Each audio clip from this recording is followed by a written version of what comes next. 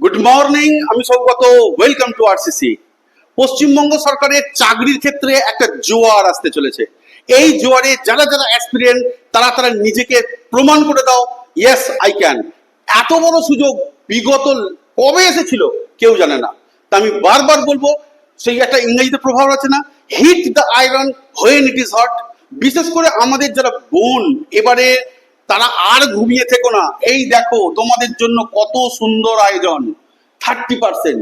Can you imagine? এত বড় সুযোগ কখনো আর পাবে না। সুযোগটা কাজে লাগিয়ে দাও। সুযোগ যখন পেয়েছি তখন আর একটুও বসে থাকা নয়। আজকে আমি সব একদম পুরো পুরো ডিটেল কত কি থাকে, তার সিলেবাসটা কি সেইটি সম্বন্ধে আলোচনা করব।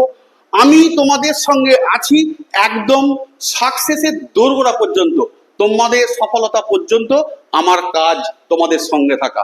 এটা আমি বলে দিলাম। আমি তোমাদের সিলেবাস কি জানাবো, কোনটা কি কি কি বই কিনবে সেটা আমি বলবো। আর কি বলবো না, অঙ্ক কিভাবে করবে, কি রকম প্র্যাকটিসটা করবে, আর নিজেকে কিভাবে এই চাকরির জন্য তৈরি করবে, সবটা বলবো। পার্ট পার্ট বলতে থাকবো। আমি খালি রিকোয়েস্ট করব, আমার সঙ্গে আর আমাকে একটু বিশ্বাস করে দেখো। কারণ চাকরি পেতে গেলে যেটা লাগে সেটা পরিশ্রম, মেধা নয়। আমি বারবার বলছি, মেধাবী যারা তারা কদাচ কেন বলবো, তারা ফেল করে, এ রেকর্ড আছে। কিন্তু যারা পরিশ্রমী তারা ফেল করেছে, এই রেকর্ড কিন্তু ইতিহাসে লেখা নেই। এইটা বলে দিলাম। অনেক দেখবে তোমার তোমার ক্লাসেই দেখবে যারা ফার্স্ট হতো, সেকেন্ড হতো, থার্ড হতো, তারা কিন্তু যে সফলতায় পৌঁছতে পারেনি। আরো সিনিয়র দেখবে পাড়ার কাকা ছিল কিংবা তোমার দাদা ছিল, তারা হয়তো স্কুলে ফার্স্ট হতো, তারা কিন্তু সেই জায়গায় পৌঁছতে পারেনি। হোয়ারএজ একটা ক্লাসে হয়তো তার 20 নম্বর রোল, 21 নম্বর, 25 নম্বর, 30 নম্বর, তারা কিন্তু বেরিয়ে গেছে। শুধুমাত্র পরিশ্রম। আমি পরিশ্রমে বিশ্বাসী। আমি তোমাদের মতোই অতি সাধারণ, কিন্তু জীবনে যা যা অ্যাচিভ করেছি, আজকে আমি টিচার, আমি কিন্তু পরিশ্রমের দ্বারাতেই পেয়েছি। কিন্তু আমি আবার বলছি, অতি সাধারণ গ্রেডের ছেলে আমি। তাই আমাকে বিশ্বাস করো, আর আমি যা যা বলছি, যেমনটা বলছি, সেইটা খালি করো। এই কটা দিন কিছু পালন করো। পালন মানে হচ্ছে এই একটা বলয় তৈরি করো নিজের চারিদিকে, নিজের চারিদিকে, আর কিচ্ছু নয়। আর নিজেকে কন্ট্রোল করতে শেখো। আমি মোবাইলটাকে কতটা ইউজ করব, কতক্ষণ মোবাইল থেকে দূরে থেকে পড়ার মধ্যে থাকবো, সবটা জানাবো। আমার সঙ্গে থাকো। কারণ একটা জিনিস মনে রাখবে, আমরা শুঁয়োপোকা দেখেছি, নিশ্চয়ই দেখেছি। সেই শুঁয়োপোকাটা কি, আমি একটা শুঁয়োপোকা ড্র করে দিলাম। হ্যাঁ, শুধু কাঁটায় কাঁটা গায়ে, যে দেখে সেই কি করে, এই ফেলে দে, পুড়িয়ে দে, ছড়িয়ে দে, গায়ে লাগবে, সবাই ঘৃণা করি, তাকে মেরে দেওয়ার চেষ্টা করি।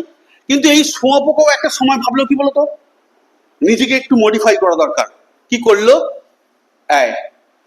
নিজের চারিদিকে জাল বুনে বুনে নিজের লালা দিয়ে সে একটা গুটির মধ্যে ঢুকে গেল। আর তারপর কি হলো, একটা নির্দিষ্ট সংযমের পর বেরিয়ে এলো মোস্ট বিউটিফুল বাটারফ্লাই। একবার ভেবে দেখো, যে কোনো সাকসেসের এইটা হচ্ছে মেন সংযমের জায়গা। আজকে আমি তোমাদের ডিটেলস এইটা দেখাবো। ডিটেল এই সংযম। এইখানে যখন ঢুকেছিল দেখো, এখানে খাবার ছিল, আলো ছিল, ছিল না। আমি কিছু কিছু বন্ধু, আমার না কথা বললে চলে না, আমার না আড্ডা মারলে চলে না। বন্ধ করো। কটা দিন জীবনের 6টা মাস সঙ্গে দাও, সারা লাইফটা সমাজের ওপরে র্যাঙ্ক করবে। আজকে আমি সবটা এইভাবে বলবো, কেমন? আমার শুধু সঙ্গে থেকে যাও।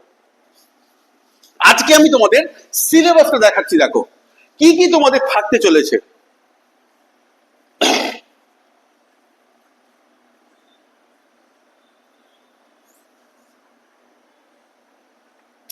তোমাদের থাকবে ম্যাথ 25, বেঙ্গলি 25, ইংলিশ 25, জিকেটা অনেক কম 10, 25, 75। আর এই পরীক্ষাটা হবে। তুমি ম্যাথ কিভাবে প্র্যাকটিস করবে আমি বলবো, ইংলিশ কিভাবে পড়বে, বাংলার ব্যাকরণ কোন কোন জায়গা পড়বে, কি বই পড়বে, সবটা আমি বলে দেবো। আজকে আমি তোমাদের আলোচনা করব এই ম্যাথ সম্বন্ধে। ম্যাথ সম্বন্ধে আমি বলছি, আমি কাউকে অঙ্ক শেখাতে আসছি না, আমি শুধু রুট ম্যাপটা দেখাতে আসছি, কোন পথে হাঁটলে তুমি সফলতা পাবে। আমার থেকে হতেও পারে তুমি অনেক বেশি অঙ্ক জানো, জানতে পারো, কিন্তু আমি যেহেতু সফলতা পেয়ে গেছি, ইউ হ্যাভ টু লিসেন, আমার কথা শুনতে হবে তোমাকে, আমি যেটা বলবো ইউ হ্যাভ টু ডু। বুঝতে যাচ্ছে? দেখে নাও, প্রথমে এই অঙ্কটার জন্য আমি কি করব। আমাদের এই অঙ্কটা ফার্স্ট দেখবে, যখন প্রাইমারি স্কুলে ছিলে কিংবা হাই স্কুলে ছিলে, দেওয়ালে কিছু লেখা ছিল, মনে আছে? সেখানে কি ছিল? একটা দেখবে নামতার জায়গা ছিল। নামটা কি জানো না? ডেফিনেটলি জানো, কিন্তু জানলেও বলে দিচ্ছি, শুনে নাও। আমি একটা পাতাতে এই রকম বড় আর্ট পেপার কিনলে ভালো হয়, আর্ট পেপারের পাতার একটা সাইডে ছক কেটে নেবে, এইভাবে ছক কেটে নাও। ছক কেটে নিয়ে আমি ভালো করে দেখাই, দাঁড়াও।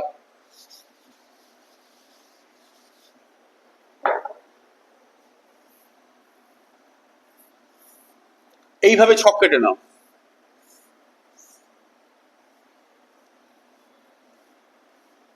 এইভাবে ছক কাটবে। আমরা মোটামুটি নামটা আমাদের 11 পর্যন্ত কোনো প্রবলেম হয় না। 12 1 12, 12 2 24, 3 12 36, 4 12 48, 5 12 60, 6 12 72, এইভাবে 12, 13, 14 এই করে একদম 19 পর্যন্ত একটা পাতায় সুন্দর করে লিখে ফেলো। এটা কাজে লাগবে। কি করবে? যখন পড়তে বসবে, যখন পড়তে বসবে সামনের দিকে তাকাবে। তুমি জানো আমি জানি, তবু এইভাবে পড়বে।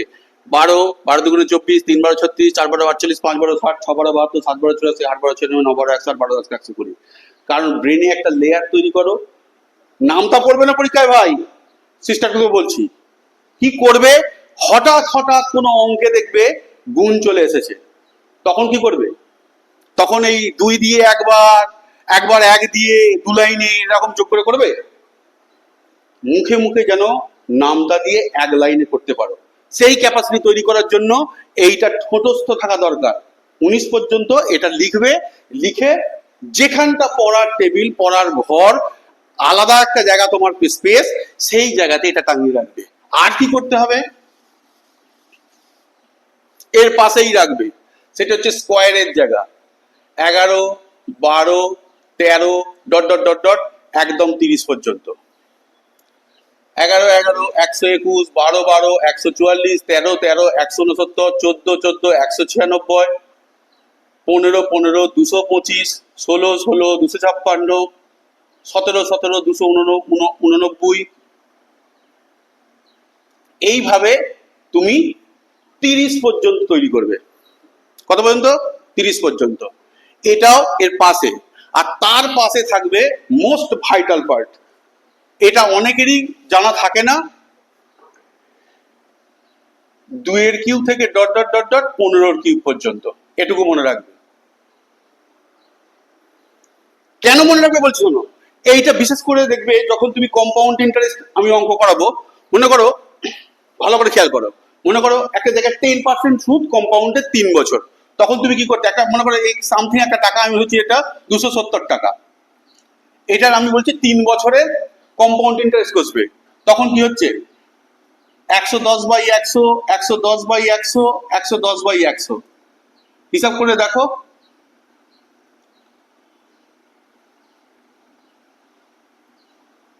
এখানে তোমার দেখতে পাচ্ছ এই শূন্যটা কেটে গেল। 11 11 11 পড়ে রয়েছে, এটা কাটাকুটি যাবে পরে দেখাচ্ছি, কিন্তু এই যে 11 ইন্টু 11 ইন্টু 11 তৈরি হলো, তার মানেটা কি? 11 কিউব। এবার 11 কিউব তুমি যদি 1331 জানো, তাহলে তুমি গুণটা করতে যাবে। এখানে বিশাল কম্পিটিশন, কারণ চাকরির বয়সটা বাড়িয়ে দিয়েছে, আর বিগত বেশ কয়েক বছর আমরা চাকরির পরীক্ষা থেকে বিরত আছি, এর ফলে একটা বিশাল কম্পিটিশন দাঁড়িয়েছে। সেখানে দুটো জিনিস চাই, একটা ফ্রিকোয়েন্সি আর একটা অ্যাকিউরেসি। এই দুটোকেই ঠিক রাখতে গেলে তুমি কি 11 ইন্টু 11 গুণ জানো না? 11 ইন্টু 11 গুণ 100 করে 121 হলো, তারপরে 11 গুণ করলে উত্তর বেরিয়ে যেত।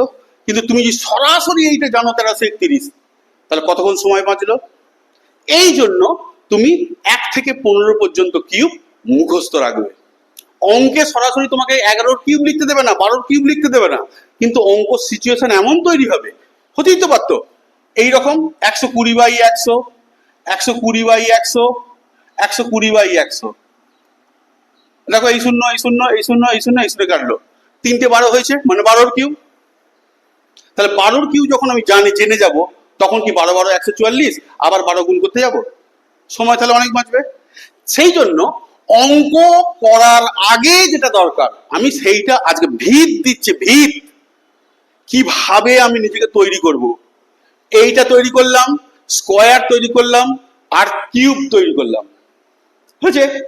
এছাড়া আজকে সময়টা একটু কম নিচ্ছি, কারণ পরের দিন থেকে আমি পুরোটা ডিটেলে ঢুকবো। আজকে শুধু দুখানা ট্রিক শিখিয়ে দিচ্ছি। একটা ট্রিক্স হচ্ছে অঙ্কের গুণের ক্ষেত্রেই দেখাই, যখন এদিকে চলে গেলাম,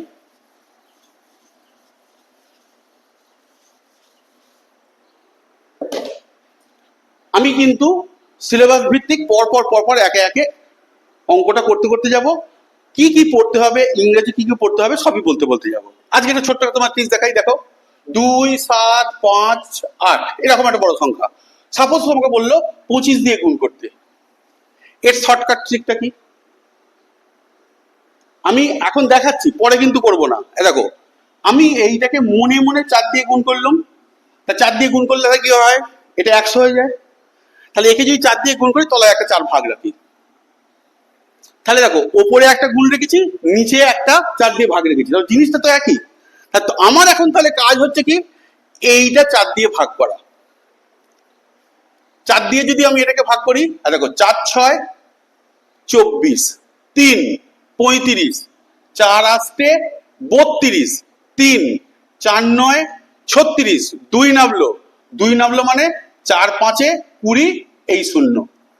দশমিকের পর 2 ঘর যখন গেলুম, আমার দেখো এইখানে তো 100, তাহলে 100 দিয়ে গুণ করলে এই দশমিকটা উঠে যায়। তাহলে দেখো গুণ করে দেখবে এইটা উত্তর হয়েছে। আমি তাহলে কি করব, ভালো করে জেনে নাও। যখনই 25 দিয়ে গুণ থাকবে, তুমি 4 দিয়ে এটাকে ভাগ করবে। 4 6 24, 3 নামলো, 3-এর পাশে 5 35, 4 8 32, 3 নামলো 38 হয়ে গেল, 4 9 36। তারপর দেখো 2 ঘর গেছি, এখানে তো শেষ হয়ে গেছিল, আমি 2 ঘর গেছি। কেন 2 ঘর গেলাম, কারণ আমার এখানের ম্যাটারটা হয়ে গেছে 100, মানে 100 দিয়ে গুণ করলে আমার 2 ঘরের দিকে যাবে, এটা দশমিকটা দিকে চলে এলো, আমার সঙ্গে সঙ্গে উত্তরটা বেরিয়ে গেল। কত সোজা বলো তো। আমি 25 দিয়ে গুণই করলাম না, আমি কি করলাম, এটাকে 4 দিয়ে ভাগ করলাম।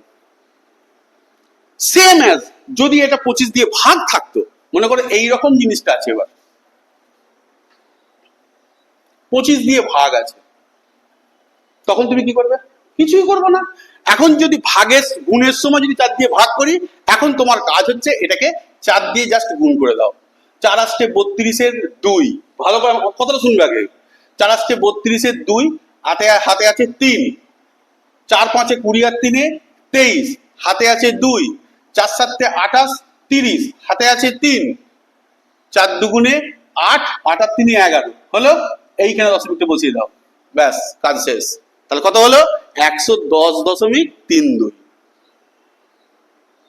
ওখানে যেমন 100 দিয়ে গুণ 2 ঘর ওদিকে সরে যাচ্ছিল, এখন দশমিকটা 2 ঘরের ভেতরে ঢুকিয়ে দিলাম। কেন না, এটা যে 4 দিয়ে গুণ করলাম, তাহলে এটা তো 4 দিয়ে গুণ, 4 দিয়ে গুণ মানে তো 100 হয়ে গেছে, 100 মানে 2 ঘর ভেতরে দশমিক ঢুকে গেল। আমি তাহলে 4 দিয়ে এটা গুণ করলাম, 4 দিয়ে গুণ করার পর 2 ঘর পর দশমিক ঢুকিয়ে দিলাম।